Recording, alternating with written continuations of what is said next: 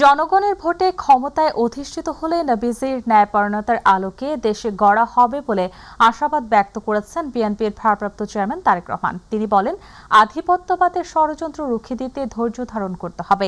৭১ ও তার পরবর্তী ২০২৪ পর্যন্ত মানুষের অধিকার রক্ষায় যারা শহীদ হয়েছে তাদের ঋণ শোধ করতে হলে জনগণের প্রত্যাশিত দেশ গড়তে হবে বলেও উল্লেখ করেন তারেক রহমান। ইউসুফ আলী রিপোর্ট।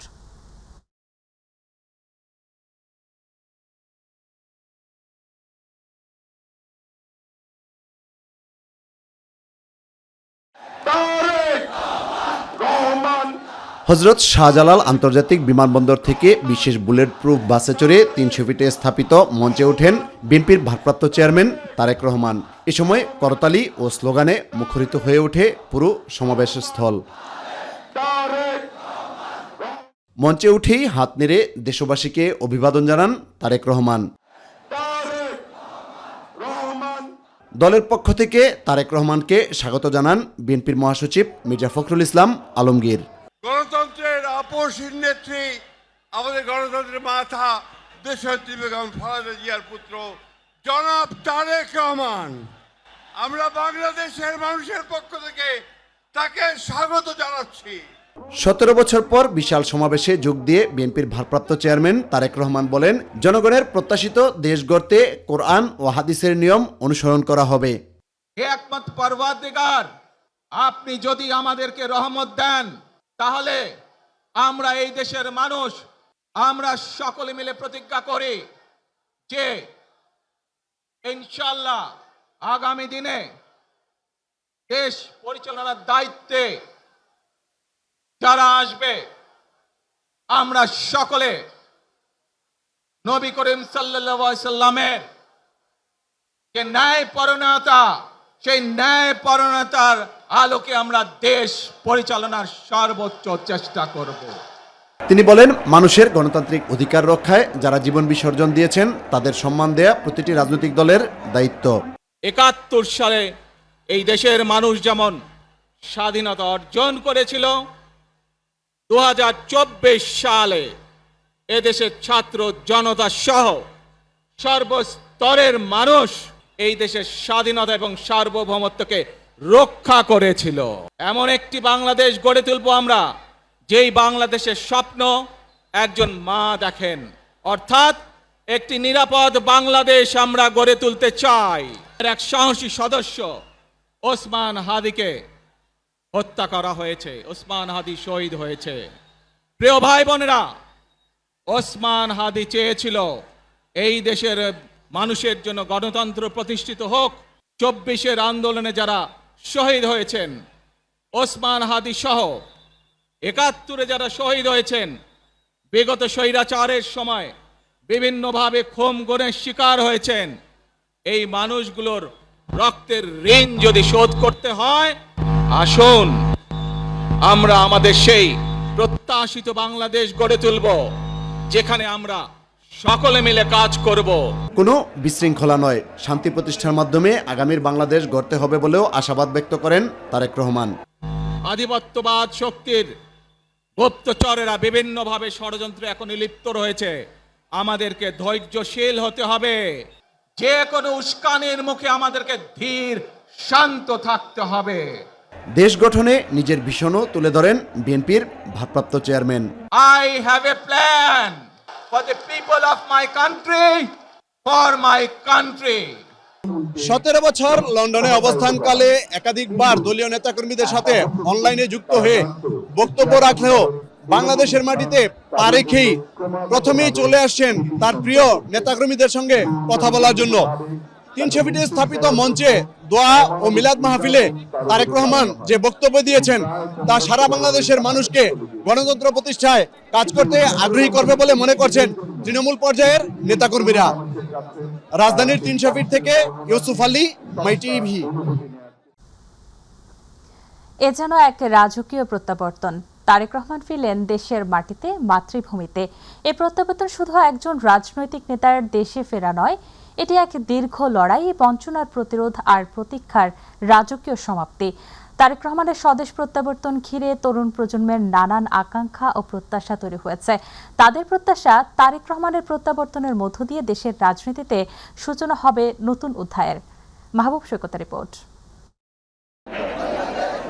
পৌষের সকাল, নেতা আসবেন, তাই কনকনে শীত উপেক্ষা করেই রাজধানীর এয়ারপোর্ট সড়ক এবং পূর্বাঞ্চলের ৩০০ ফিট সড়কে জড়ো হন লাখো জনতা। দীর্ঘ দেড় যুগের অবসান ঘটিয়ে দিনের দ্বিপ্রহরে তারেক রহমানকে বহন করা উড়োজাহাজ দেশের মাটিতে। হযরত শাহজালাল আন্তর্জাতিক বিমানবন্দরের রানওয়ে স্পর্শ করার খবরে উদ্বেলিত হয়ে পড়ে বিএনপি প্রেমিকরা। বিমানবন্দর সড়কে অবস্থান নেওয়া নেতাকর্মীদের শুভেচ্ছা ডিঙিয়ে কঠোর নিরাপত্তা বলয়ের মধ্য দিয়ে ধীর গতিতে এগিয়ে যাচ্ছিল তারেক রহমানকে বহন করা গাড়িবহর। দুহাত নেড়ে শুভেচ্ছার জবাব দিচ্ছিলেন তিনি। এরপর একসময় গাড়িবহর পৌঁছে ৩০০ ফিট সড়কে গতি নেমে আসে আরও ধীর লয়ে। তিল ধারণের ঠাঁই ছিল না কয়েক কিলোমিটার জুড়ে। এরই মাঝে এগিয়ে চলছিল গাড়িবহর। সময় বয়ে চলছিল নিজের মতোই। কুয়াশা ঢাকা সূর্য বিদায় নেয়ার সময় হয়ে এলো। নিভু নিভু দিনের আলো। এর মধ্যে তারেক রহমানকে বহন করা গাড়ির বহর পৌঁছে গেল মঞ্চের কাছাকাছি। মুহূর্তেই জ্বলে উঠল জাতীয়তাবাদী প্রেমিকদের স্লোগান। স্বাধীনতার ঘোষক জিয়াউর রহমান এবং দেশের একাধিকবারের প্রধানমন্ত্রী বেগম খালেদা জিয়ার পুত্র মঞ্চে উঠলেন। চোখের দৃষ্টি যত দূরে যায় তারও চেয়ে অনেক বেশি দূরে অপেক্ষা করছিলেন ভক্তকুল। তাদের প্রত্যেককে হাত নেড়ে অভিবাদন জানালেন তিনি, দিলেন নির্দেশনা। একটি নিরাপদ বাংলাদেশ আমরা গড়ে তুলতে চাই। দেশের নানা প্রান্ত থেকে আসা লাখো জনতা তাদের প্রিয় নেতাকে এক নজর দেখেই সন্তুষ্টি প্রকাশ করলেন আল্লাহর দরবারে। আজকের এটি কোনো সম্বর্ধনা না, এটি কোনো অভ্যর্থনা না, এটি মানুষের ভালোবাসার বহিঃপ্রকাশ। যদিও অগণন মানুষের ভিড়ে দেখার স্বাদ পূর্ণ না হওয়ার আক্ষেপও ছিল কারো কারো মধ্যে। দেখতে আমি এখনো তো পাইনি, কাছের থেকে আমার বাচ্চাদের প্রতিশ্রুতি দিচ্ছি যে দেখাবো, তোমাদের 1 মিনিট হলে কথা বলাবো। এই প্রমিস রক্ষা করার জন্য 22 তারিখ থেকে আমরা এখানে অবস্থান নিয়ে আসি। সংক্ষিপ্ত অথচ তাৎপর্যপূর্ণ বক্তব্যকে পাথেয় হিসেবে নিয়ে দেশ সেবায় নিজেদের নিয়োজিত করার কথা জানালেন জিয়া প্রেমিকরা। ওনার বক্তব্য খুব গঠনমূলক। আমরা এতদিন স্লোগান দিতাম তারেক রহমান আসবে বীরের বেশে, তো উনি সত্যিই আজকে বীরের বেশে এসেছে। আমরা এখন ওনার নির্দেশ মানব। 24-এর 5 আগস্ট হাজারো জনতার রক্ত ধুয়ে যে নতুন বাংলাদেশ এসেছে, সেই স্বৈরাচার মুক্ত বাংলাদেশে বিএনপির ভারপ্রাপ্ত চেয়ারম্যানের অনুপস্থিতিতে যে অপূর্ণতা ছিল, তারই আগমনের মধ্য দিয়ে সেটির পূর্ণতা পেল বলে মনে করেন উপস্থিত সবাই। তারেক রহমানের দিক নির্দেশনায় আগামী দিনে আমাদের রাজনীতি করতে হবে, বাংলাদেশকে এগিয়ে নিয়ে যেতে হবে। উনি যেটা বলছেন যে ন্যায় ভিত্তিক সরকার গঠন করবেন বা রাষ্ট্র পরিচালনা করবেন, আমি মনে করি যে এটা আমাদের জন্য আরো এফেক্টিভ হবে। 100% বাংলাদেশের মানুষের অধিকার আদায় হবে বলে আমরা বিশ্বাস করি। দেড় যুগের প্রতীক্ষার অবসান, দেশে ফিরলেন তারেক রহমান। তৃষ্ণার্ত বুক শীতল হলো চাতক পাখির মতো তাকিয়ে থাকা বিএনপি প্রেমিকদের। তার নির্দেশনাকে পাথেয় হিসেবে নিয়ে আগামী নির্বাচনের বৈতরণী পার হতে দেশের আপামর জনতার কাছে ছুটে যাওয়ার অঙ্গীকার বরণ করতে আসা নেতাকর্মীদের। মাহবুব সৈকত, মাই টিভি, 300 ফিট, ঢাকা। রাজধানীর পূর্বাঞ্চলের সংবর্ধনা স্থলে নির্ধারিত ভাষণ শেষে মা খালেদা জিয়াকে দেখতে এভারকেয়ার হাসপাতালে আছেন বিএনপির ভারপ্রাপ্ত চেয়ারম্যান তারেক রহমান। রাজধানীর 300 ফিট এলাকায় সংবর্ধনা অনুষ্ঠান শেষে সন্ধ্যা 6টার দিকে এভারকেয়ার হাসপাতালে পৌঁছায় তারেক রহমানের বহনকারী লাল সবুজ রঙের গাড়িটি। পরে হাসপাতালের গেটে গাড়ি থেকে নেমে দলের ঊর্ধ্বতন নেতাকর্মীদের সঙ্গে হেঁটে হাসপাতালের ভেতরে প্রবেশ করেন তিনি। তবে হাসপাতালের প্রবেশের আগে থেমে থেমে কয়েকবার হাসপাতালের সীমানার ফাঁক দিয়ে উচ্ছ্বসিত নেতাকর্মীদের সঙ্গে হাত মেলান তারেক রহমান।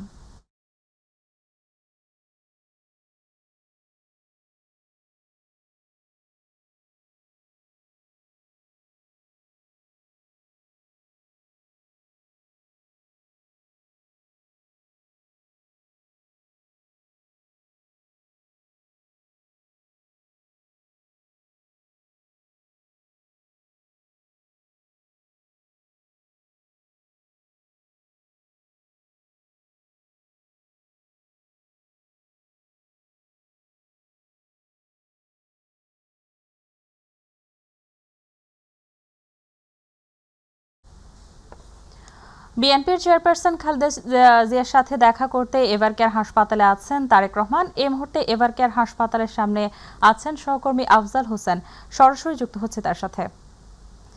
আফজাল, দীর্ঘ 17 বছর পর দেশে ফিরে মায়ের সাথে দেখা করতে আসছেন তারেক রহমান। কেমন পরিস্থিতি দেখছেন এভারকেয়ার হাসপাতালের সামনে? সবশেষ পরিস্থিতি আমাদেরকে জানাবেন।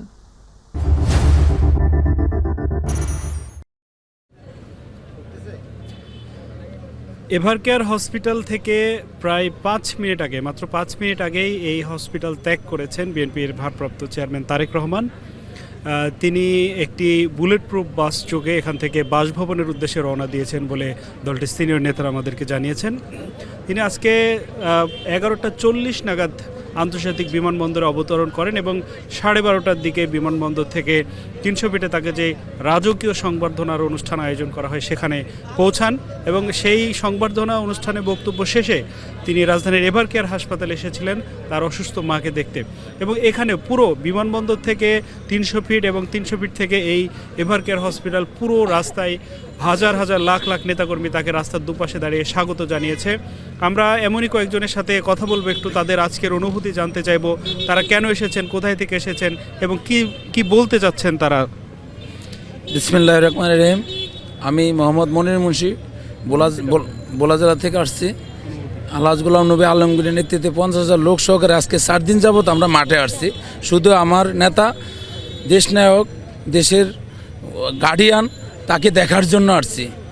সে যে মাকে দেখার জন্য দীর্ঘ 17-18টা বছর ধরে সে পরবাসী হয়ে আছে, তার যে কত আশা আকাঙ্ক্ষা যে মাকে দেখার জন্য আসবে, সে এরমই একজন ব্যক্তি।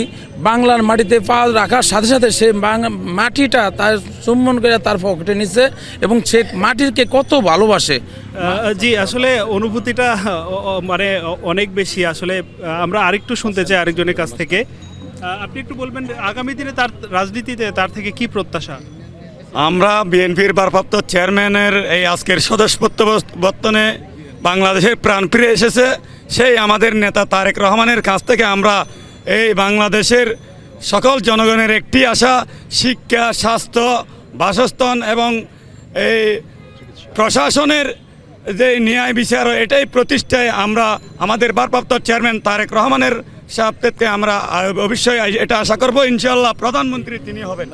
জি, এখানে আসার পরে আমরা অনেক নেতাকর্মীদের সাথে কথা বলেছি। তাদের সবার প্রত্যাশা যে তারেক রহমানের নেতৃত্বে বিএনপির তৃণমূল আরও বেশি চাঙ্গা হবে এবং যে গ্রুপিং বা অন্যান্য কোন্দল আছে সেটা কমে আসবে বা শেষ হবে এবং আগামী নির্বাচন আস্তে আস্তে দলটি হয়তো আরও সংগঠিত হবে এবং প্রত্যাশা কর্মীরা প্রত্যাশা করছে যে আগামীতে যদি তারেক রহমান প্রধানমন্ত্রী হন তাহলে বাংলাদেশের রাজনীতিতে ইতিবাচক পরিবর্তন আসতে পারে বলে তারা মনে করছেন। এই ছিল রাজধানীর এভারকেয়ার হসপিটালের সামনে থেকে সবশেষ। আফজাল, আপনাকে ধন্যবাদ। দর্শক, দীর্ঘ 17 বছর পর তারেক রহমান দেশে ফিরে সংবর্ধনা অনুষ্ঠান শেষে তার মা বেগম খালেদা জিয়াকে দেখতে এভারকেয়ার হাসপাতালে গিয়েছিলেন। সেই বিষয়ে সবশেষ তথ্য জানাতে আমাদের সহকর্মী আফজাল যুক্ত ছিলেন আমাদের সাথে। চলে যাচ্ছি পরবর্তী সংবাদে। দীর্ঘ 17 বছরের নির্বাসন অপেক্ষা আর না বলা কষ্টের পর অবশেষে দেশের মাটিতে ফিরলেন বিএনপির ভারপ্রাপ্ত চেয়ারম্যান তারেক রহমান। বেলা 12টার কিছু সময় আগে ঢাকার হযরত শাহজালাল আন্তর্জাতিক বিমানবন্দরে অবতরণ করেন তিনি। বিমানবন্দর থেকে বের হয়ে জুতা খুলে খালি পায়ে মাতৃভূমির মাটি ছুঁলেন তারেক রহমান। পরে তিনি হাতে তুলে নেন এক মুঠো মাটি। প্রিয় স্বদেশের স্পর্শে আবেগে আপ্লুত হয়ে পড়েন তারেক রহমান। বিস্তারিত ইলিয়াস মাতবরের প্রতিবেদনে। বেলা 12টা ছুঁই বিএনপির ভারপ্রাপ্ত চেয়ারম্যান তারেক রহমানকে বহনকারী উড়োজাহাজটি ঢাকার হযরত শাহজালাল আন্তর্জাতিক বিমানবন্দরে অবতরণ করে। ইমিগ্রেশন প্রক্রিয়া সম্পূর্ণ করার পর বিমানবন্দরের ভিআইপি লাউঞ্জে প্রথমে ফুল দিয়ে তারেক রহমানকে স্বাগত জানান দলের মহাসচিব মির্জা ফখরুল ইসলাম আলমগীর। পরে বিএনপির ভারপ্রাপ্ত চেয়ারম্যান দলের স্থায়ী কমিটির সদস্যদের সঙ্গে একে একে আলিঙ্গন করেন। এছাড়াও উপস্থিত নেতাদের সঙ্গে কুশল বিনিময় করেন তিনি। বিমানবন্দরে নামার পর আবেগ আর অনুভূতির বহিঃপ্রকাশ ঘটে প্রতিটি মুহূর্তে। বিমানবন্দর থেকে বের হয়ে জুতা খুলে খালি পায়ে মাটি স্পর্শ করেন তারেক রহমান। পরে হাতে তুলে নেন এক মুঠো মাটি। প্রিয় স্বদেশের স্পর্শে আবেগে আপ্লুত হয়ে পড়েন তিনি। পরে কড়া নিরাপত্তার মধ্য দিয়ে বিমানবন্দর এলাকা ত্যাগ করেন তারেক রহমান। বিমানবন্দরে বুলেটপ্রুফ গাড়ি প্রস্তুত রাখা হলেও সবার আগে বাংলাদেশ ব্র্যান্ডিংয়ের লাল সবুজের একটি বাসে করে 300 ফুট এলাকায় সংবর্ধনা স্থলের দিকে এগিয়ে যান তিনি। ইলিয়াস মাতবর, মাই টিভি, ঢাকা। দেশে ফিরে প্রধান উপদেষ্টা ডক্টর মোহাম্মদ ইউনূসের সঙ্গে ফোনে কথা বলেছেন বিএনপির ভারপ্রাপ্ত চেয়ারম্যান তারেক রহমান। বিমানবন্দরের লবিতে প্রধান উপদেষ্টার সঙ্গে কথা বলেন তিনি। আলাপকালে প্রধান উপদেষ্টার স্বাস্থ্যের খোঁজ খবর নেন তারেক রহমান। এছাড়া প্রধান উপদেষ্টাকে ধন্যবাদ জানান তিনি। আমি আমার পক্ষ থেকে এবং আমার পরিবারের পক্ষ থেকে ধন্যবাদ জানাচ্ছি। আপনি আপনার পক্ষ থেকে বিভিন্ন রকম আয়োজন করেছেন, বিশেষ করে আমার নিরাপত্তার জন্য। Thank you so much. Thank you so much. বিমানবন্দর থেকে 300 ফিট সমাবেশ স্থলে যাবার পথে প্রিয় জন্মভূমিতে তারেক রহমানকে স্বাগত জানান বিপুল সংখ্যক নেতাকর্মী। বুলেটপ্রুফ বিশেষ বাসে অগণিত কর্মীদের উদ্দেশ্যে হাত নেড়ে অভিবাদন জানান তারেক রহমান। দলের ভারপ্রাপ্ত চেয়ারম্যানের এই প্রত্যাবর্তনকে গণতন্ত্রের মুক্তি হিসেবে দেখছেন অনেকেই। এসএম আরিফের রিপোর্টে দেখুন বিস্তারিত।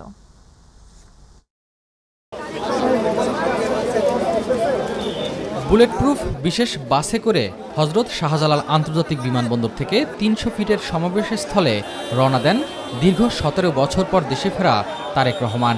বিএনপির ভারপ্রাপ্ত এই চেয়ারম্যানকে বরণ করে নিতে এয়ারপোর্ট থেকে কুড়িল ফ্লাইওভার পর্যন্ত রাস্তায় ছিল জনস্রোত। বাসের সামনে বসে নেতাকর্মীদের হাত নেড়ে অভিবাদন জানান তারেক রহমান। প্রিয় জন্মভূমিতে তাকে স্বাগত জানায় বিপুল সংখ্যক নেতাকর্মী। এ সময় রাস্তার পাশে ছিল উৎসুক জনতার ভিড়। গতকালকে আমাদের চাঁদ রাত ছিল, আজকে আমাদের কাছে মনে হয় যে ঈদের দিন। আমাদের নেতা দীর্ঘ প্রায় 17 বছর পর বাংলাদেশে আসছে, এটা আমাদের জন্য অত্যন্ত খুশির এবং আনন্দের একটি দিন। তারেক রহমানের অপেক্ষায় আমরা আছি। নতুন স্পিরিটে বিএনপি নতুনভাবে জাগ্রত হবে। কড়া নিরাপত্তার মধ্য দিয়ে এগিয়ে যায় তারেক রহমানের গাড়িবহর। বিএনপির ভারপ্রাপ্ত চেয়ারম্যানের স্বদেশ প্রত্যাবর্তনকে গণতন্ত্রের মুক্তি হিসেবে দেখছেন দলীয় নেতাকর্মীরা। তারেক রহমান আগামী বাংলাদেশটা এমন বাংলাদেশ হবে যে বাংলাদেশে কেউ খুন হবে না, হত্যা হবে না, বিরোধী দলের মুখ বন্ধ করার জন্য কাউকে রিমান্ডে নিয়ে পিটিয়ে হত্যা করা হবে না। বাংলাদেশের বর্তমান প্রেক্ষাপটে যে ধরনের অস্থিরতা কাজ করছে, সকল অস্থিরতা দমন হবে এবং নিধন হবে। সকল দল মত মানুষ আমরা ঐক্যবদ্ধ হব সবার আগে বাংলাদেশটাকে ধারণ করে। এয়ারপোর্ট থেকে কুড়িল ফ্লাইওভার হয়ে 300 ফিটের সমাবেশ স্থলে যোগ দেন তারেক রহমান। বিএনপির জন্য 25 ডিসেম্বর দিনটি স্মরণীয় হয়ে থাকবে। দীর্ঘ 6314 দিন পর প্রিয় জন্মভূমিতে ফিরেছেন দলটির ভারপ্রাপ্ত চেয়ারম্যান তারেক রহমান। তার এই ফেরার মধ্য দিয়ে সব অশুভ কাটিয়ে গণতন্ত্র পুনঃপ্রতিষ্ঠার পথ সুগম হবে বলে প্রত্যাশা করছেন সমর্থকরা। এসএম আরিফ, মাই টিভি, খিলক্ষেত, ঢাকা। অন্তর্বর্তীকালীন সরকারের প্রধান উপদেষ্টার বিশেষ সহকারী খোদা বক্স চৌধুরী পদত্যাগ করেছেন। বুধবার মন্ত্রিপরিষদ বিভাগ থেকে জারি করা এক প্রজ্ঞাপনে এ তথ্য জানানো হয়। প্রজ্ঞাপনে উল্লেখ করা হয়, গণপ্রজাতন্ত্রী বাংলাদেশের অন্তর্বর্তীকালীন সরকারের স্বরাষ্ট্র মন্ত্রণালয়ের প্রতিমন্ত্রী পদমর্যাদায় নির্বাহী ক্ষমতা অনুশীলনের দায়িত্বপ্রাপ্ত বিশেষ সহকারী খোদা বক্স চৌধুরীর পদত্যাগপত্র রাষ্ট্রপতি কর্তৃক গৃহীত হয়েছে। এ পদত্যাগ অবিলম্বে কার্যকর হবে। এর আগে গত বছরের 10 নভেম্বর 3 জনকে প্রতিমন্ত্রীর মর্যাদায় নিজের বিশেষ সহকারী দায়িত্ব দেন ডক্টর মোহাম্মদ ইউনূস। তাদের মধ্যে খোদা বক্সকে দেয়া হয় স্বরাষ্ট্র মন্ত্রণালয়ের দায়িত্ব। ঘৃণা নয় ভালোবাসা, পাপীকে নয় পাপকে ঘৃণা করো। আর এই মূলমন্ত্র সামনে রেখে বিশ্বের অন্যান্য দেশের মতো বাংলাদেশেও পালিত হচ্ছে খ্রিস্টান সম্প্রদায়ের সবচেয়ে বড় ধর্মীয় উৎসব শুভ বড় জন্মদিন। আর তাই যিশুর আলোক বর্তিকা সবার মাঝে ছড়িয়ে দিতে সবাইকে একযোগে কাজ করার আহ্বান জানিয়েছেন ধর্মযাজকরা। বলেন, একটি মানবিক সমাজ প্রতিষ্ঠার মাধ্যমে দেশ থেকে সকল প্রকার হানাহানি দূর করতে সবাইকে সামনের দিকে এগিয়ে যেতে হবে। আরও জানাচ্ছেন জাহিদ আহমেদ বাবু। খ্রিস্ট অবলম্বীদের বিশ্বাস অনুযায়ী মানবজাতির মুক্তির বার্তা নিয়ে পৃথিবীতে যীশু খ্রিস্টের আগমন 25 ডিসেম্বরের এই দিনে। আর তাই বছর ঘুরে আবারও ফিরে এলো খ্রিস্টান অবলম্বীদের সবচেয়ে বড় ধর্মীয় উৎসব শুভ বড়দিন। তাই চারিদিকে বিরাজ করে সাজ রব। আনন্দ, হাসি আর কীর্তন গানে এ যেন প্রাণ মিলেছে প্রাণে। তাই মানবতার কল্যাণে যীশু খ্রিস্টের শান্তির বাণী মানুষে মানুষে ছড়িয়ে দেওয়ার আহ্বান হলি রোজারি চার্চের পুরোহিত জয়ন্ত রোজারিওর। আমরা অসত্য, অন্যায়, মন্দতা পরিত্যাগ করে সত্য, ভালো, যা কল্যাণকর আমরা তাই করি। দিনের শুরুতে বিশেষ প্রার্থনা ও কীর্তন গান দিয়ে বড়দিন বরণ করতে আসা খ্রিস্ট সম্প্রদায়ের মানুষরা বললেন, এর মাধ্যমে দেশ থেকে দূর হোক সকল হানাহানি, হিংসা, বিদ্বেষ। সকালবেলাটা প্রার্থনার মধ্য দিয়ে শুরু হয়েছে। সকলের আন্তরিক প্রচেষ্টা ছিল এই দিনটাকে সুন্দর করার। ঈশ্বরের কাছে একটাই প্রার্থনা, আমাদের পৃথিবীতে যেন শান্তি বর্ষিত হয়। বিশ্বের সব মানুষ একত্রে সুখে শান্তিতে, হিংসা নয়, বিদ্বেষ নয়, সবার ধর্মই ভালো। আজকে আমাদের এখানে যে নিরাপত্তাটা দেওয়া হলো তার জন্য আমরা ভালো করেই উদযাপনটা করতে পারলাম। বাংলাদেশে যেন সবসময় শান্তি প্রতিষ্ঠিত হয়, সেই জন্য আজকে আমরা প্রভু যীশু খ্রিস্টের কাছে বিশেষভাবে প্রার্থনা করি। মানবতার এই মহা উৎসবে এসে অসাম্প্রদায়িক বাংলাদেশের ভালোবাসা, মানবতা ও মুক্তির কথা শোনালেন প্রধান উপদেষ্টার প্রেস সচিব শফিকুল আলম। বাংলাদেশের একটা সাম্প্রদায়িক সম্প্রীতির দেশ। আমরা চাই যে সমস্ত সম্প্রদায়, সেটা ক্ষুদ্র হোক, বড় হোক, যে ধরনের হোক, সবাই যেন একদম নির্ভয়ে এবং সবচেয়ে আনন্দ চিত্তে যাতে পালন করতে পারেন। এ সময় বিএনপির ভারপ্রাপ্ত চেয়ারম্যান তারেক রহমানের স্বদেশ প্রত্যাবর্তন দেশের গণতন্ত্রের জন্য গুরুত্বপূর্ণ বলে মনে করেন তিনি। উনি বাংলাদেশের সবচেয়ে বড় পার্টির লিডার এবং তার বাংলাদেশে আসা খুবই একটা, আমি বলবো যে একটা পজিটিভ ইম্প্যাক্ট করবে। জাহিদ আহমেদ বাবু, মাই টিভি, ঢাকা। লক্ষ্মীপুরে বিএনপি নেতার বসত ঘরে দুর্বৃত্তদের আগুনে শিশু শিক্ষার্থী আয়েশা আক্তার বিনতির পর এবার তার বড় বোন সালমা আক্তার স্মৃতিও মারা গেছেন। আগুনে শরীরের 90% দগ্ধ হয়ে স্মৃতি আইসিইউতে ভর্তি ছিলেন। জাতীয় বার্ন প্লাস্টিক সার্জারি ইউনিটের আইসিইউতে চিকিৎসাধীন অবস্থায় তিনি মারা যান। রাত 1টার দিকে লক্ষ্মীপুরের অতিরিক্ত পুলিশ সুপার হোসাইন মাহমুদ রায়হান কাজিমি বিষয়টি নিশ্চিত করেছেন। অভিযোগ রয়েছে 19 ডিসেম্বর রাতে ভবানীগঞ্জের চরমনসা গ্রামের সুতার গোপ্তা এলাকায় দুর্বৃত্তরা বাইরে থেকে দরজায় তালা লাগিয়ে পেট্রোল ঢেলে বিএনপি নেতা বেলালের বসত ঘরে আগুন লাগিয়ে দেয়।